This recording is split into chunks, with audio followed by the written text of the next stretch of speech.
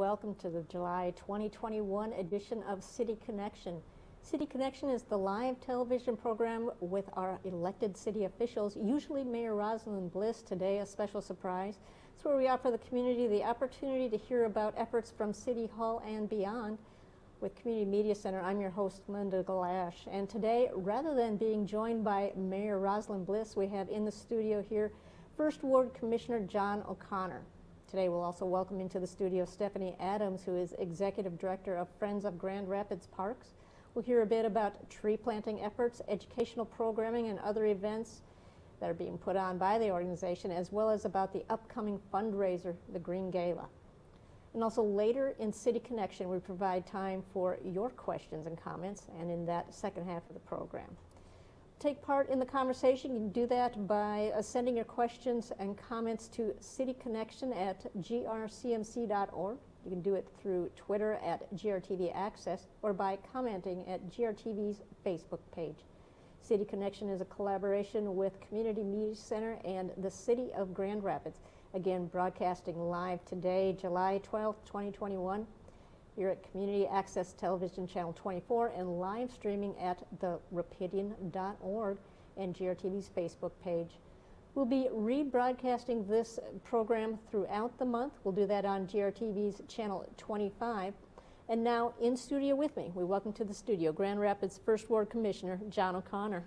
John, welcome. Yeah, thank you, Linda. Thanks for having me. Thanks for standing in, and it's always good to hear a little bit more in depth about a particular ward. You represent this ward, the first ward of Grand Rapids. Tell us a little bit about you. So I'm privileged to serve as the First Ward City Commissioner here in my second term. I've been a West Sider for closing in on 20 years now, and had the opportunity to serve as a school board member for a term. Before I was elected to be a city commissioner. I'm also a small business owner here in the First Ward as well. Well, you have some deep roots, as you mentioned, about 20 years here now, but as we were talking earlier, you were an intern at West Grand Neighborhood Organization, so talk about that experience. Yeah, when I was a public administration major in college, and I had an assignment from Professor Rich Delir, who was a dear friend, asked us to explore a neighborhood and learn more about it. And so I lived on the west side at the time while I was going to Grand Valley, and got to meet Nola over at West Grand, who just engendered so much her love of the west side, which got me excited about the west side. Also got to spend some time with Father Denny Morrow, our west side historian, who just gave me so much history about the west side. And so it really made me fall in love with the place and the people and the neighborhood. And that's, I had the luck of being able to call it home since I graduated from college. This side of town, just like each of the wards, though, has its unique history. This one often kind of considered an immigrant side of town with different immigrant populations throughout the years, but I'd love to hear a little bit about your education experience when it came to learning about the First Ward area and the west side. Yeah, I mean, I think that's the entirety of the First Ward. The First Ward is certainly much bigger than the west side. We are everything west of the river, but we're also the entire Granville Avenue corridor, all of South Division, all the way down to parts of Garfield Park and Elger Heights. And so it's the First Ward is a very diverse ward, which I think is still home. It's still a place that a lot of immigrants population comes to call home. And so I feel like our west side is a very welcoming place to people to come. If you're moving to Grand Rapids, it's a place that you can find a place for you almost anywhere in the west side that it'll feel like home. You can almost look at Catholic churches and kind of trace the history of different populations, but I would love to just hear a little bit more about some of the history here, because I'm not a native of this side of town. No, I mean, the First Ward was home to lots of the furniture factories, and so and I think that's why it had such a diverse immigrant population, as people came here to find work.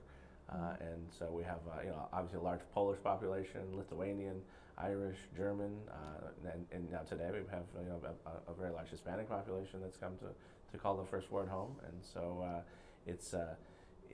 think it is still a place where it was there's a lot of attainable housing here in the First Ward, which enabled people to come and set roots and be able to find home ownership and ultimately find a place that they fit into a community. Do you feel that's still the case, that this is an affordable housing part of our community? Absolutely. We have such a diverse housing stock in the First Ward and across the west side, and we've as we've Grand Rapids continues to expand.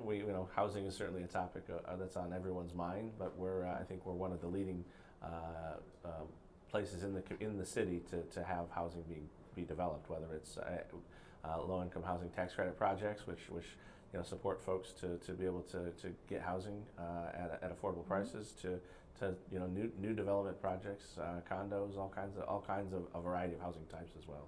Well, there's a lot of change happening on the west side, and most recently, this Bridge Street corridor changed quite a bit in the last few years, but also part of the First Ward is up towards Leonard, and we were talking a little bit about, you're a business owner on that street, but there's a lot of new things happening over that direction. Yeah, I think we're really fortunate here in West Michigan to have a variety of housing developers who are able to develop various types of housing projects, whether they are low-income housing tax credit projects, which takes its own type of skill to be able to develop, to folks trying to figure out how we fill in that missing middle, where we're trying to do the 80 to 120% AMI housing to market rate housing, and we're seeing a variety of those housing projects developed all over the First Ward. We're just around the corner from Stocking. We've had two big successful projects on Stocking. There's another one coming down the pipeline over on Leonard. We've got we just had the dwelling place did a scattered site stuff with some stuff on Pine Street and some stuff on Alpine, and now there's a new project on the old Fuellner home on Leonard. It's going to be a housing project for seniors. We have an affordable housing project that's up on the corner of Leonard and Alpine. There's the old Chaser Zone, it's the old fireproof warehouse building. I think that's what people mostly know it as. That's a big project for Bazzani that's going to have some market rate apartments in it. So it's really great to see that people are interested in investing in the West Side and also helping to address the need of just a variety of housing that we need in our community. We need housing at every price point and of every variety, and so it's really glad to see that people are willing and wanting to invest in the West Side. Oh, and the old YMCA building, that's going to be another big housing project for that entire block. And so that building's been vacant for a couple of years now, and it's a very significant stretch on the south side of Leonard Street there that it's been kind of an eyesore for a few years, and so I'm really excited they're gonna demo that entire building and put up a significant number, a couple hundred units of housing there. Okay, well, it sounds like a lot of mixed-use spaces, and talk about, that's been sort of a desire of the city to have that sort of thing where there's some business, some residential, all together in the same area. I think we've learned from the mistakes of the past that both mixed income and mixed use are both good for a neighborhood. Just putting a whole bunch of housing in a location is great, but you need to have amenities associated with that, whether those are dining amenities or retail amenities. And so having that street front activity on the main floor of projects is really important. It helps keep the vibrancy of the neighborhood. It helps create a feeling of safety. But then having the residential as a component of those projects really makes for something that it functions 24 hours a day, 7 days a week. Then. Tell a little bit about what you would say are some needs still for the First Ward. There's a lot of progress been made. What's maybe next as an important thing that's needed on the First Ward areas? I still think I think housing is still the number one priority, even as in adopting our most recent budget. We're still making significant investments in housing, trying to find housing at all price points, affordable housing, absolutely. I think home ownership opportunities are still something that is needed. We've invested in a lot and seen a lot of investment in rental properties, rental units, apartment buildings, but trying to find, we are a land-constrained community. Grand Rapids isn't getting any bigger in terms of land area, so it's figuring out how we can fit in units that can be purchased as well. And when we talk about housing units, it's not necessarily just what we think of as a traditional detached single-family home. We've done some changes to our zoning code to try to help facilitate some more townhouse type development where you kind of have a shared common wall, but not necessarily a freestanding unit. And also trying to figure out how we've kind of lost some of the condo development we saw in past building cycles just due to some kind of financing stuff that happened in the national financial scene. So it's trying to figure out how at some point we'll probably see some of these apartment buildings get converted to condos, which can create ownership opportunities. But we're really hopeful that we can find ways for people to have your house is your single biggest asset. And it's also the easiest way for people to accumulate wealth. And so wanting to figure out ways we can find, can get people access to be able to own something is important. Okay. Any projects coming up that maybe aren't known yet? You can tip your hand a little bit and tell us what to look forward to. No, I don't think I have any surprises in my belt at this point for housing projects at all, or even I think I talked about all the ones that I know that are kind of at the precipice of happening soon. So. When you mentioned the size of the first ward and the diversity of all the areas that it covers, how many acres? How do you compare it physically to the other two wards? Well, we are roughly 1/3 of the city. We haven't got the final census numbers, but we assume Grand Rapids will be over 200,000 people for the first time. So roughly 66,000 people. We don't change the boundaries of the wards unless population swings at least 10%. There's a 10% difference between the wards. So, not sure if that's going to happen. I don't think it will. But we're about 1/3 of the land area of the city and about 1/3 of the population of the city. Okay. Well, a thing that's come about because of pandemic situations where some of these social zones, 3 or so of them are in this side of town or in the ward. But do you think this is something that's here to stay? Tell a little bit about the experience that has it been a positive thing? Yeah, I think early in the pandemic, I'm really proud of the city reacting the way they did to realize that in order for businesses, especially hospitality businesses, to remain in our community, and they're such a vibrant part of our community from our breweries and our farm to table restaurants, and they're an important component of what makes Grand Rapids an exciting place to live and visit. And so we needed to figure out ways for them to be able to gain revenue when they couldn't have indoor dining. And so the city very quickly shifted to creating new and interesting ways to allow people to have outdoor seating, both on premise of restaurants as well as these social zones, which took some change in legislation, but now allows for a district to be created where you could purchase a beverage from a participating business and enjoy it in the social zone. So our DDA got on that early, and there's one downtown on Monroe, and there was one here on Bridge Street to the east side of Bridge Street, and now recently we passed 3 more social zones on the west side. So there's one on Fulton Street, an additional one on Bridge Street, and one on Leonard Street. And I'm hopeful that they're here to stay. I think people have really. It's been interesting to watch as Michigan being a 4-season state. We didn't spend a lot of time outside dining in the fall or winter most of the time, but I think the pandemic has shifted habits of people, and we're Michiganders. We have some. We're tough. Hardy?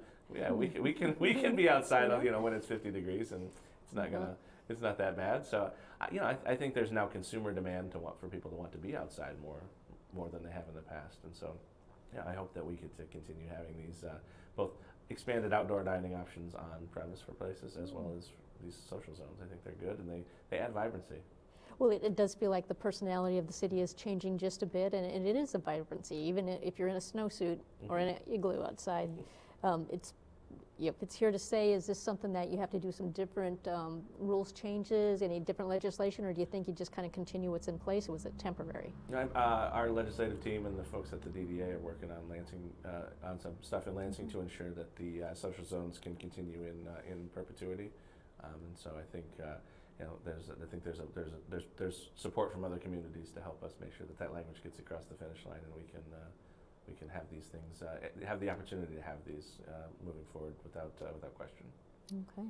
Well, there's city has been talking about and it has issued some grants with maybe some of that COVID relief money that does assist businesses in particular neighborhood focuses, and I didn't know if any of that touched in the first ward at all. Yeah, we have several neighborhoods of focus here in the first ward. So early in the pandemic, the city offered $5,000 grants for businesses to help deal with the effects of COVID, and we just announced today actually that there's an additional pot of money available for up to $10,000 grants for businesses to continue, small businesses in neighborhoods of focus to be able to have dollars to help them continue to make changes necessary to navigate through the pandemic here, and so those are for neighborhoods of focus. So neighborhoods of focus are neighborhoods who are traditionally underserved in terms of their economic development, and so there are several here in the first ward, in the lower west side here along Granville Avenue, and some of the South Division areas are all in the neighborhoods of focus, and so businesses in those communities can reach out to the Economic Development Department and determine their eligibility and see how to access some of those funds to help them. So the city's Economic Development Department, that's the way to get information on how to apply for those as a Yep. business. Okay. Well, we're coming up on 15 after the hour. I'm going to take a quick break. We'll be back shortly after this break. It's City Connection here on Community Media Center's GRTV Livewire, Channel 24. Hey, Stephanie?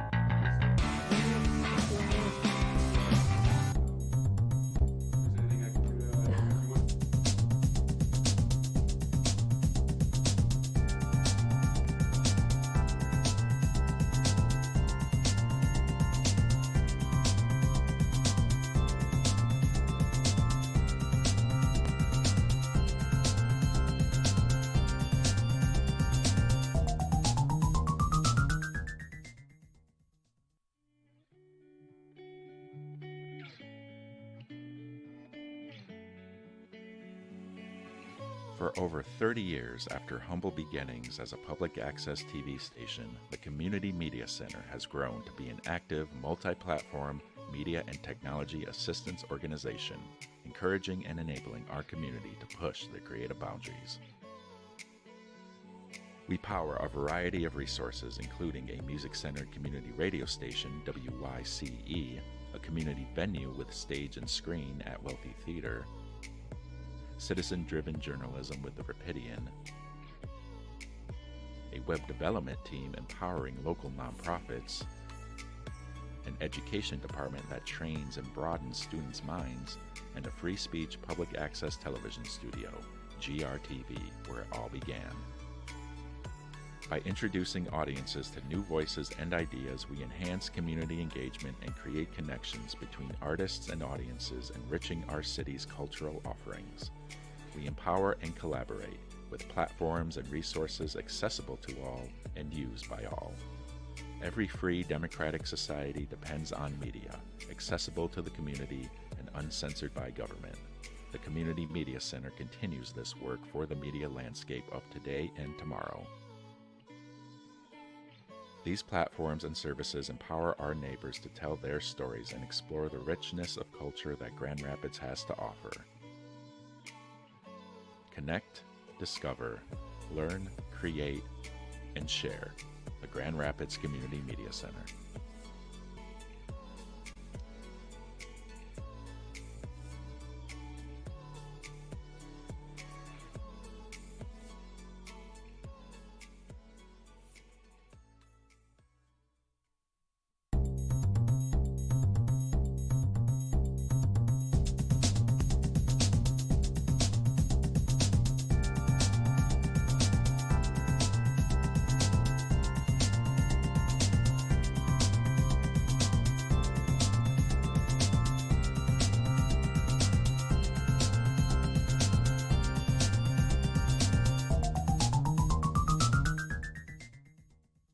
Welcome back to City Connection. I'm Linda Galash and joined in studio by First Ward Commissioner John O'Connor. And we've been talking a little bit about things here in the First Ward in particular. And John, you are part of the West Side Corridor Improvement Authority. So I wanted to hear a little bit about some of the activities that authority is doing. Yeah, so the Corridor Improvement District is kind of functions similar to a DDA. So we do some tax capture for properties that are invested in here on the west side, and that allows us to go do a bunch of stuff to help make the west side a better place.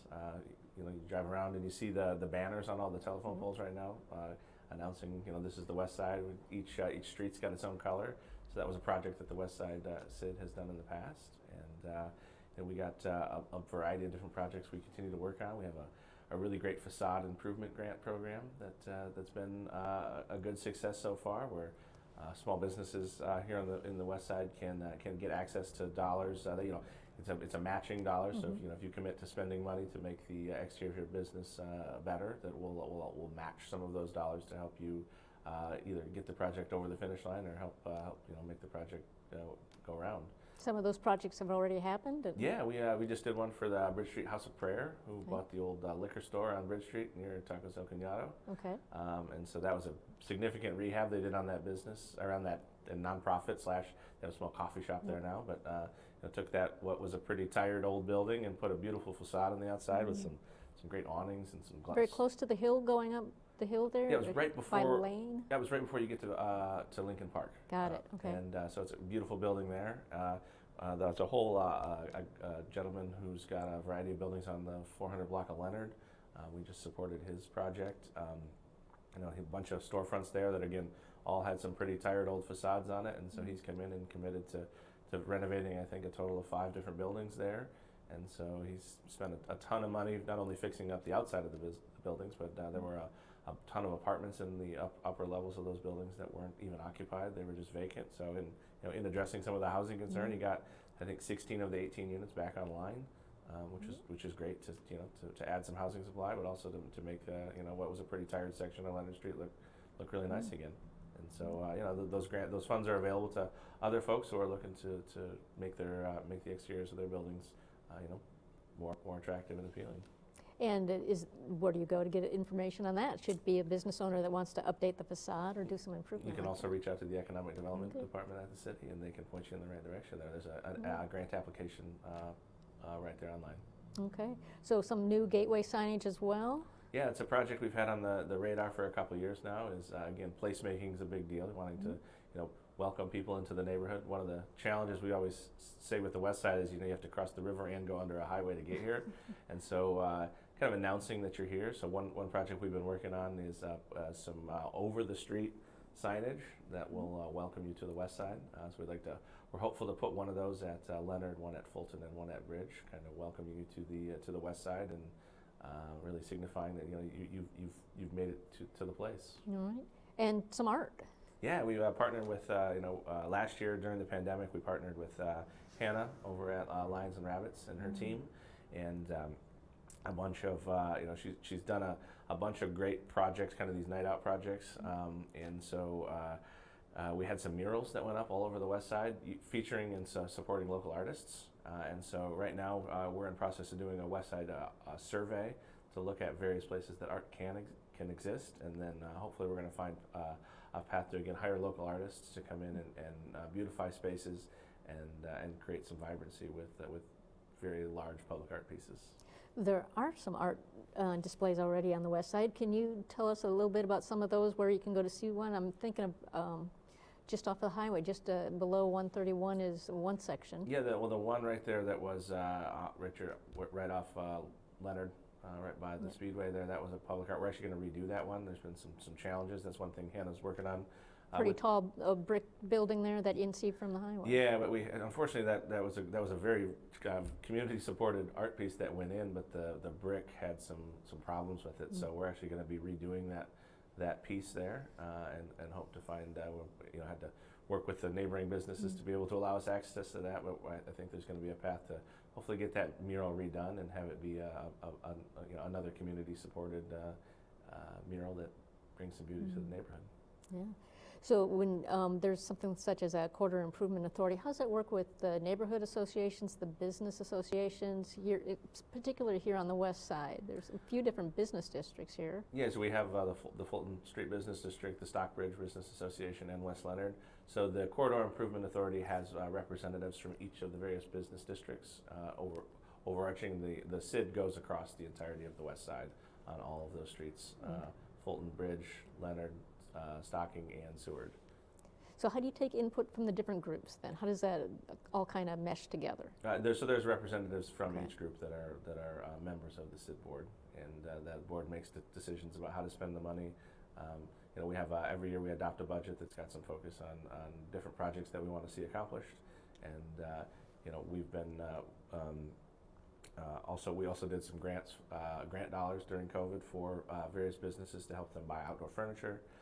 And activate their outdoor spaces. So that was another big push we had. Was from the Polish Falcons to other knit brewing company, other folks that needed and wanted to have outdoor seating. The SID stepped up to provide funding for those businesses so that they could have outdoor seating in the time of need. Okay. So lots of community support through a number of different avenues lately. Want to ask you a little bit of some of the struggles in neighborhoods recently, and even here on Bridge Street, there's a huge uptick in gun violence. It's not just here, but talk a little bit about what the city is doing to address this. First, give us kind of the layout of the situation as you see it right now. Yeah, well, I think we last year, 2020, was the worst year for gun violence and murders in the city since the 80s. We've taken a very our police department and the city as a whole has taken a very strong stance that that we certainly don't want that in our community or in our city. The number of homicides is down this year, which is great, but the number of gun crimes still remains high. It's not unique to Grand Rapids; it's across the country, but it's it's certainly something that we're trying to navigate and to deal with. We with our new police chief, Chief Payne, we've the police department came out with their strategic plan just about 2 years ago now, which recommended some changes to the way that the policing is delivered. We're now on a neighborhood policing model, which tries to shift the focus of officers being more on out on the street, being seen, being kind of visible to the public, and we're hoping to leverage some of those efforts to address some of these concerns. It's difficult right now, and I know nobody wants to have gun violence in their community, and we're trying the best we can to figure out how to solve these problems. Community policing is a little bit of a move back towards the way things were before. Is it in place now? Would I expect to see maybe a community officer in this neighborhood right now? Yeah, so we don't have, we used to have specific community officers assigned to neighborhoods. The shift now is that there'll be a variety of officers that are your neighborhood officers. So rather than have them spread out throughout the service area, they have a more neighborhood focus, trying to get them more familiar and visible to specific areas in which they're assigned. We are still don't have enough officers to be able to implement the plan with full fidelity at this point. We're still a number of officers short in terms of full staffing for that. So that's we don't have every beat covered at this point, which is we're just tomorrow at commission we're going to approve some funds for another class of recruits. It's one of the things we've shifted now is we used to only hire sworn police officers. Now we, as a way to help, kind of grow our own and diversify our police force, we are hiring unsworn police officers and then paying for them to go to the academy and train to become certified and then join our ranks after certification. So that it's kind of a long game for us that we want to diversify our force to try to match the demographics of our community to ensure that we just think that's a better approach. And we're still hiring sworn officers along the way. Our retirements are certainly outpacing our recruiting right now. But it's not a Grand Rapids problem. It's a problem across the country. So with a budget just enacted and passed and implemented with July 1, was this this new hiring effort? Is this outside of the budget? Is this part of the plan? This is part of the plan. This is and we did not increase funding for the police department. This was as our city manager said, it was a continuation budget, kind of understanding the uncertainties of COVID and us being an income tax based city. We're not we just wanted to maintain status quo for now until we kind of see where the chips fall with things. What do you? I'm not saying that you have the big secret here, but what do you see as the issue that is with this uptick of gun violence? And there's even some other kind of destructive neighborhood activity going on. What do you see behind this? The last year's been challenging for everyone. I think there's still it's lack of opportunity. There's just a number of factors at play, and I really don't know all the answers to that. It's alarming to say the least that it's happening, and I think we all I think no matter where you live, we all want to live in a safe place, in a welcoming community, and gun violence is impacting everywhere. There's not one particular neighborhood that it's in. It's throughout our city, unfortunately. Some of the other things going on is some motorcycle activity, and tell us a little bit about what that's looked like. Yeah, we've had a big uptick in these. They're called GROMs. They're these kind of they're bigger than a mini bike, but not quite as big as a motorcycle, and they are everywhere. There's hundreds of them will come out on certain nights of the week, and they will ride on sidewalks, disobey traffic laws. There's just too many of them to stop. Most of them don't have plates on them. Riders are wearing helmets, so you can't see their face, and I get a lot of calls about it. It's very disruptive to business districts. It's very disruptive to neighborhoods. It's disruptive to residents downtown. I've gotten a significant amount of calls about it. I did a couple of town halls about it just last week, and it's not unique to Grand Rapids. It's happening in a number of cities around the country. But it's very hard to control. Again, given the uptick in other violent activities, it's hard to prioritize that as on how to solve it, and it's also difficult to we haven't in an effort to keep everyone safe, we have a no chase policy, and we're not going to chase you unless there's an imminent danger to the community, because we don't want anyone getting hurt because they got chased. So we have our special operations department is working on trying to find solutions to deal with this. We've reached out to the leadership of those organizations and are trying to say there's some Facebook groups of these guys that organize these rides, and I'm trying to figure out ways in which we can stop them from. We're not going to stop them all, but if there's solutions to get some of them a place for them to do some riding in a productive way, maybe we can do that. Okay, so definitely a disruption you mentioned. Any injuries or damage result from this so far? Nothing significant, there's just a lot of annoyance. They'll ride on the Blue Bridge downtown, and they'll just take over, and there'll be somebody taking a photo of 100 people on these little mini motorcycles on the bridge. And it's just, we don't want anyone to get hurt. And we're also afraid, they'll pull up to a stoplight and surround a vehicle. I just don't want there to be an incident that happens where, somebody gets mad and does, a driver of a car gets mad at a motorcycle and then something negative happens either. Or someone, falling off a motorcycle and getting hit, or running a stop sign and getting hit. We just don't want any of that injuries to happen as a result of people not following the rules. Okay, so a summer challenge for sure. We're going to take another break here. We're at 4:32 on this Tuesday afternoon, and we'll be right back with City Connection after this break.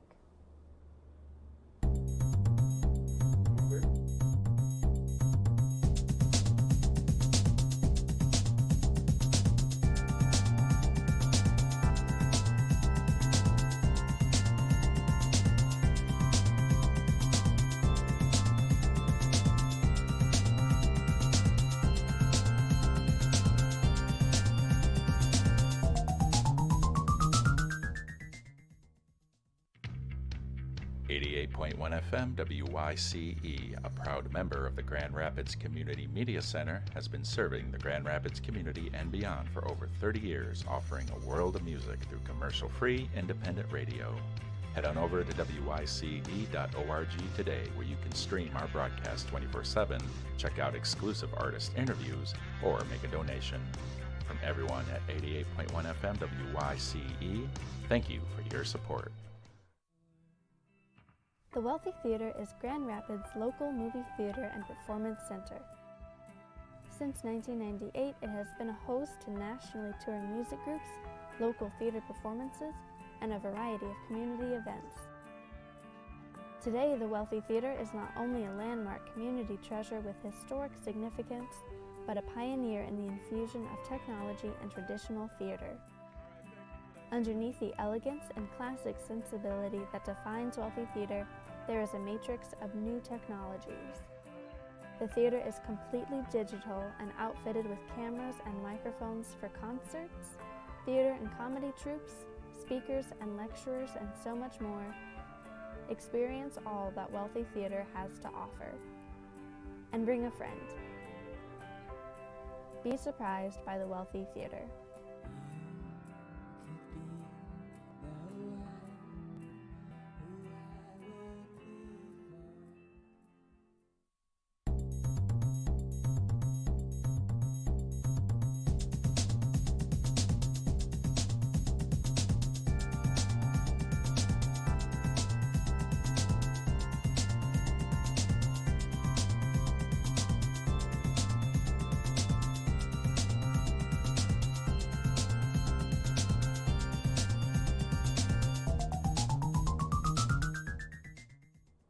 And welcome back to City Connection. I'm in studio with First Ward Commissioner John O'Connor. We were talking a little bit about public safety concerns, and I should mention you're on the Public Safety Committee for the city. We had talked a bit about some of the gun violence, and I wanted to follow up on that aspect with the Cure Violence effort that the city has been talking about. It's a particular program looking for the right partner to help with some of these issues here in Grand Rapids. Yeah, I'm really excited that we found the Cure Violence program. It's a nationally recognized program with violence interrupters. So folks that go into the community and help try to address gun violence at the stem by having folks who may have experience in the justice system, having been incarcerated, who kind of got their life back on track, and they're reaching out to folks who are committing gun crimes or violent crimes, and trying to get them to find a better way. And so it's been something the community's asked for a long time, and we have made a commitment to be a partner in that. And so I'm excited. Tomorrow at the city, actually, we're going to announce $125,000 fund that the city's going to be a contribution that the city's going to be making to support Cure Violence. We've also got some philanthropic support, $300,000 from our partners at Spectrum Health, and we're going to announce that the fiduciary organization will be the Urban League to support Cure Violence. And so I'm really excited that the program's going to get up and off the ground. We will have 8 employees that will work through that program at the Urban League to hopefully have a significant impact on preventing violent crime in our community. I wasn't aware of the element that had to do with returning citizens. Talk a little bit about that focus. Well, I think that in learning about the program, it's not necessarily returning citizens. It's just people who have connection and to having done things in the past, who have real neighborhood connections and can speak first person about how it impacted their life, and to try to get people back on the right path to not making poor decisions that will lead them down the same road and potentially either cause harm or get them incarcerated or put away. Okay. As a member of the Public Safety Committee, I'm going to mention the fact that we've just made it through a holiday that allows fireworks, and some of that's still continuing. What is happening there? What do you see? Oh, fireworks! I don't know what the state was thinking. It's one of the things I get the most calls about, especially this time of year. It can be overwhelming here in Grand Rapids by the private people lighting off fireworks in our community. People ask all the time, well, why can't the city stop it? And unfortunately, we at the city have adopted the most strict fireworks ordinance we can adopt according to the state law. It's I think it's 12 days a year you can light fireworks off. It's the day before, the day of, and the day after certain holidays, with a couple of weird exemptions in there. And I wish there was a way that we could ban fireworks further than that, just because it is so it's disarming to our veterans who have PTSD. It's disarming to pets. It makes it difficult to even function sometimes in the neighborhood with the amount of fireworks that are going off. And so we just ask people to respect those rules. We understand that 4th of July is a time to celebrate and light fireworks off, but now that it's over, just please don't please respect your neighbors and their pets. Yeah, this state, I don't know how many years it's been, 5 or so, but the changes were that it increased the level or the type of fireworks that could be sold and purchased here. And it looks like sales can go on well outside that 3-day period. So what is the rule on that? I think before you could have sparklers and non-trajectory things. Now you can have things that launch into the air and explode, and mortars and bottle rockets and all kinds of things. And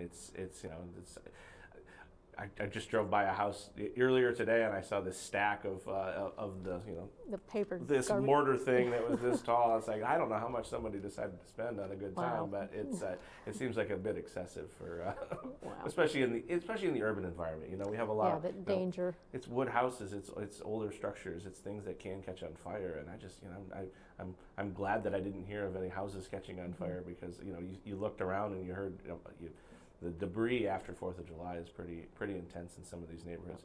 And then folks go on other people's private property and light off fireworks, and and then leave a giant mess for someone else to clean up. That's not fair either. So just a little respect there. Yeah, try to treat your neighbors pretty well, better than that. One other thing about kind of improvements in neighborhoods, we're jumping back to our earlier part of the conversation, but streets and sidewalks improvements are a big part of what happens in the summer, but there's been some fairly significant funding and projects designed for this summer. Yeah, I mean, we're always thankful to the voters for passing the Vital Streets legislation back in 2014 now. Every summer we spend a ton of money trying to make our streets and sidewalks better, and so you see it all over Grand Rapids that we are continuing to rehab our streets and our sidewalks in a variety of capacities. Every street is graded, and we're trying to also be as fiscally responsible as we can in making those repairs. So streets that are kind of beyond improvement, some of the bad streets continue to be the worst streets because we're waiting to just redo them in their entirety so that we can save and mitigate the losses on the streets we know that are still able to be maintained and get fixed up. And so you continue to see these these projects happen throughout our neighborhood. We also are thankful to our partners in both the National Senate and Congress. There's a bunch of projects that are on that funding requests have been put in for, and so we're hopeful that we'll get some additional funding for some very specific projects as well. Okay. Back in 2014, when this funding was kind of designated, it was a bit of an issue where so many years of deterioration meant that the fixes were so much more expensive. So the degree that all these improvements are bringing our streets and sidewalks to will be a cost-saving effect down the road. Is that the correct understanding for that? Yeah, I mean, it's one of the things I think one of the quiet things that I don't think people understand about Grand Rapids is that I think we do a really great job of ensuring that we maintain the assets that we have. We have an entire asset management plan for everything that we own that's a capital, whether it's a building or a street or a light pole, and we know how old it is, how long we think it's going to last, what the life expectancy is of it, and we have a plan to be able to maintain it and pay for it in the future so that we don't get to a position where we can't maintain the assets that we have. And so we think about all of our capital projects that same way. Streets and sidewalks included. So, and we continue to upgrade our infrastructure to be streets and sidewalks for multiple modes of transportation. So it works for cars, it works for bikes, it works for scooters, it works for people, it works for buses. And so you're seeing a lot of changes in the types of street improvements that we're making just to accommodate those multiple modes of transportation. Lots of change in that area with the mobility. So with the driverless cars, automated cars, you also have those two different vendors of scooters. There's e-bikes, right? Yep. So what's the adaptation that's going on? Are there special lanes for a lot of these? All of that not supposed to be on sidewalks. Yeah, we're trying to add additional. We've seen a lot of streets go on a road diet, as you would say. We've eliminated multiple lanes. So rather than have 4 travel lanes, we might have 2 travel lanes, a turn lane, and then allow infrastructure for bicycles. We're trying to designate certain streets to have better bicycle infrastructure rather than try to have striping just on a street for a bicycle or a scooter. It's designating a specific spot on the more main streets to have a place for them to go. And then we're just looking at, like you said, we have the May Mobility, which is the driverless cars, which is there's a whole new fleet of those that have just showed up in Grand Rapids. So it's really cool to have a company like that want to invest in Grand Rapids and figure out how to kind of ride the wave to what we think the future might look like. So as streets get skinnier, it just makes more sense for some of these other modes of transportation. What are the rules? If you happen to know, if you're a bike, if you're a scooter, you can travel in the same lane. If you have the right to be in the regular traffic lane, how does that work? Yeah, with the bicycle stuff, especially there's a state law that you have to be at least 3 feet away. We have a local that you need to be 5 feet away and respect the bicycle traveling in the travel lane. We do ask that bicycles, scooters not ride on the sidewalks. That's for pedestrians. I think there's inherent safety concerns with wheeled vehicles being on sidewalks and how they interact with cars and buses and such. I think we've seen like you said, we have 2 scooter vendors and e-assist bicycles now. So those are both new features in Grand Rapids, which in trying to ensure that there's equity in getting those to a variety of neighborhoods around town. And I think Grand Rapids is in a valley, so having those e-assisted bikes, I think we originally talked about having a bicycle sharing program, but having for me personally, I think the private supported e-bike makes a whole lot more sense than a bicycle. Michigan Hill, that's yes. Even the west side here, Yeah. right? Trying to ride everywhere you go, Right. everywhere you leave downtown from goes up. So. right. Well, then see if I can figure out how to ask this question, but is there a conflict when it comes to some of these social zones that bump out into the streets and then trying to have these specialized lanes for some of these alternative transportation methods? Yeah, I mean, you do see that you know, we've had some challenges with implementing outdoor public spaces, and you know, I mean, we're just around the corner from Bridge Street here, where we took a pretty narrow street, and part of it's encroached upon to provide this outdoor experience. But you know, I think we figured it out. I think people are, you know, when I-196 is closed and you 2 summers in a row, I mean, people adapt. People figure out that it's you know, it just takes another second or two to get around, and we just all have to be patient. And you know, there's plenty of side streets to get around on, and I think we've seen people figure out that, you know, there's lots of other ways to get someplace. Maybe let's just see a little bit more Grand Rapids that you normally wouldn't see. That's for sure. And then this brings back to mind a question we had in a previous show, but I wanted to ask you, is when we're talking some of these social zones, it is setting up business on the sidewalks, and just kind of the little bit of the conflict there where there's tables, chairs, business there, and then still trying to make your way down the sidewalk. Yeah, you know, in planning this, the planning department's been kind of trying to be sensitive of ensuring that there is an adequate travel lane for pedestrians. You know, so it doesn't work in every circumstance. You know, a lot of times we'll take away a parking spot. Is the easiest typical way to do it. I think that's the preferred method for public space in the in the street, or private space in the public street. Certain sidewalks just aren't wide enough to allow it. So unfortunately, sometimes we have to get creative with how we allow it. But you know, making sure that there's always pedestrian access down the sidewalk is something that we do ensure, no matter where outdoor public space happens like that. Okay. Well, a deep dive on some of our modes of transportation here in Grand Rapids. We're going to take our final break. We're at about 14 minutes before 5 o'clock on this Monday, and we'll be back with John O'Connor, First Ward Commissioner.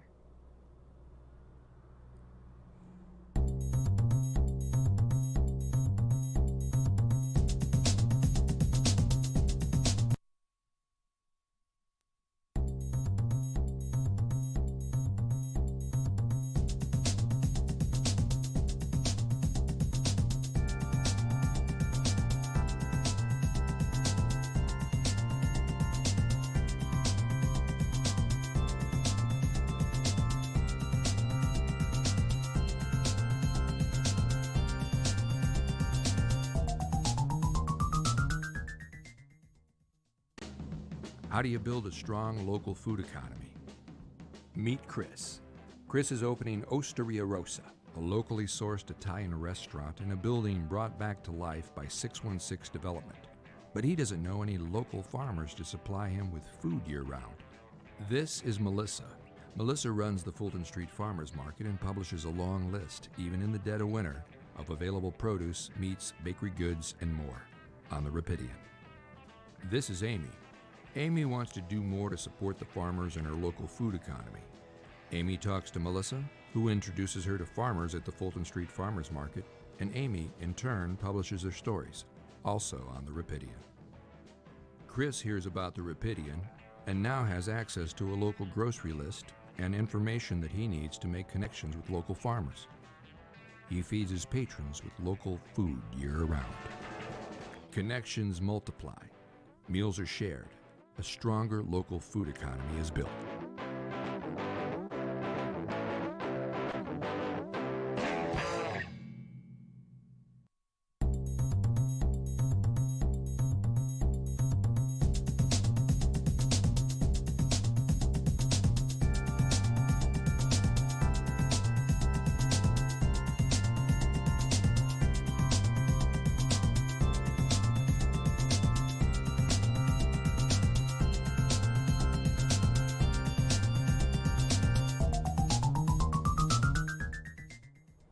Welcome back to City Connection here on Community Media Center's Channel 24, GRTV's Live Wire.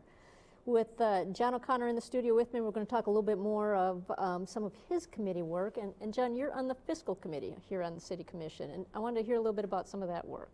Yeah, I've had the privilege of being able to chair our Fiscal Committee the last couple of years, and so we have two major committees. It's Community Development and Fiscal. So basically all the dollars that get spent through the City of Grand Rapids budget have to pass through the Fiscal Committee. So it's where your tax dollars, the rubber meets the road. So does that mean your committee is a huge part of the budgeting process that's presented from the city manager? Yep, it is. It's you know, everything kind of gets vetted through that before it goes to the entirety of the commission. And yeah, we're just starting this meeting tomorrow will be our first the start of the fiscal year. So Okay. it's Grand Rapids is still in a strong fiscal position. I'm really proud of the work that our team does at the city to ensure that we are fiscally sustainable moving forward. That we've done a great job of setting aside funds for a rainy day and have them ready in the event that something happens. And they were important in this time of COVID to have our dollars set aside. We were ready to deal with it. It wouldn't have been fun. We're really fortunate and thankful that the federal government came through and helped us with some of the CARES dollars and some of the recovery dollars to ensure that we can kind of navigate the uncertainties of the future. So this fiscal year that began this month is called fiscal year 2022, and I know it's been termed a continuation budget for the most part, but any unique pullouts you'd like to kind of share with us? I think the big one that again we talked about housing earlier is just we are committed to funding our affordable housing fund. The mayor asked me to chair the affordable housing task force like 4 years ago now, and one of our takeaways was a lot of communities have an affordable housing fund set aside to invest in kind of different capacities of developing affordable housing. And so we've had a little over $1 million ready to go into that, but we're going to, through some of the federal funds that we're getting and some of the activities we're having with our 201 Market site transition, we're hopeful to be able to put upwards of $20 million aside into the affordable housing fund over the next few years. So that we can continue to invest in positive housing outcomes here in Grand Rapids. So I think that's one of the most exciting things I think for me in this budget. We talked a lot about what's happening in the first ward when it comes to affordable housing or diversity of housing. Can you speak a little bit to some of the other two wards projects?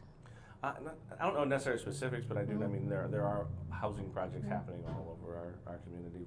Again, we have a ton of great housing developers, especially our kind of nonprofit housing developers from Dwelling Place and ICCF. They've really mastered the art of navigating that very complex state system to be able to get, when twice a year they announce tax credit projects that happen, in various communities around the state. And I'm always in awe of how well Grand Rapids does in terms of being able to get awards compared to other communities. So. Yeah. What else from the fiscal committee? What about this budget? Some of the other newer things. So other things that I think are important. I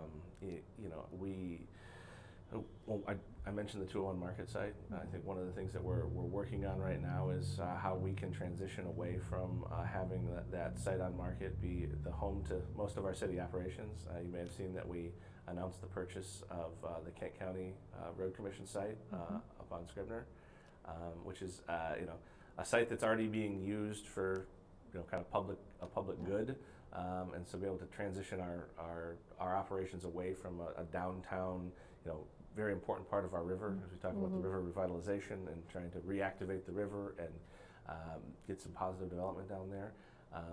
That we've just made a big investment partnering with the CAA and some private enterprise to be able to translocate some sewer activity that existed under that site, which was always an impediment to future development.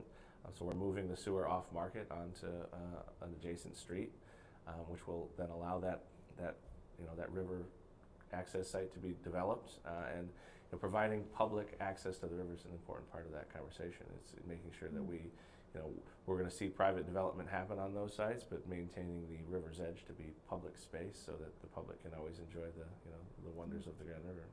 What kind of remediation will be required since that site's been used for such a different purpose for a long time? I'm not sure the scope of it. I'm sure that there's certainly some diligence being done to determine what lives along that river.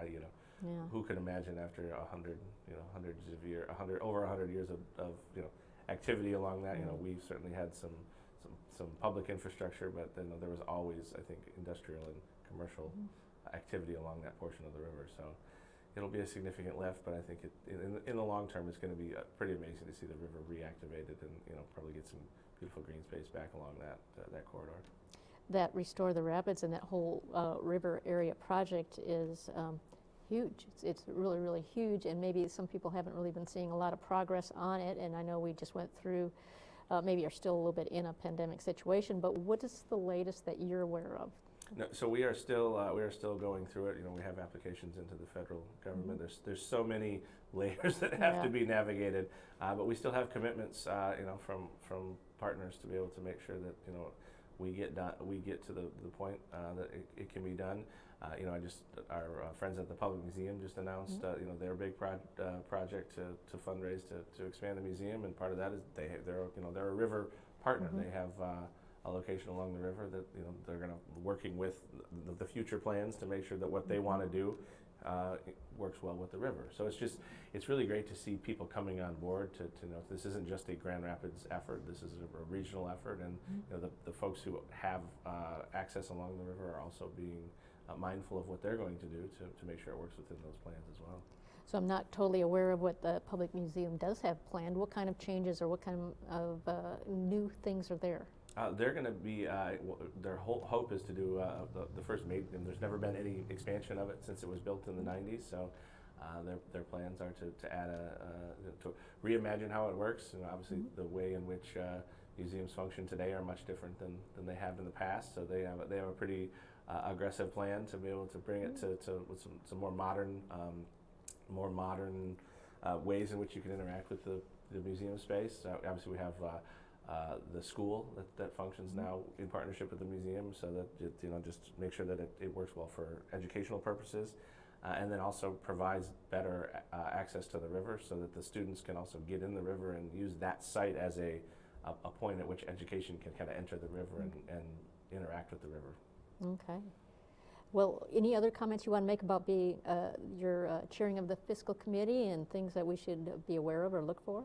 No, I think we'll you know, the Grand Rapids is an income tax funded city for the most part, and so with folks working from home for the last year, there's still a lot of uncertainty about what our income tax receipts are going to be. So we're hopeful with people returning to work in person and you know, the economy I think starting to recover quite nicely. We're hopeful that our income tax receipts will outpace our projections. Which will give us some flexibility to continue to make investments in things like housing. So 2020 income taxes, there was even a delay on when those were due, so you're getting the picture of what the hit was a little bit late. Yeah, we're not quite, I mean, we're not quite sure what it looks like yet, so hopefully soon we'll have a better picture, and you know, hopefully that you know, there's been some hope that the state's also going to help, you know, fund us. Well, we've got about a minute and a half, and I want to give you an opportunity to just talk a little bit more about your ward as we head out, things to look for in the coming days here on the first ward of Grand Rapids, and then we'll close out for the day. No, I'm just appreciative of the opportunity to serve the residents of the first ward. You know, again, it's a large and diverse ward from here on the west side all the way down South Division and Granville Avenue, and so.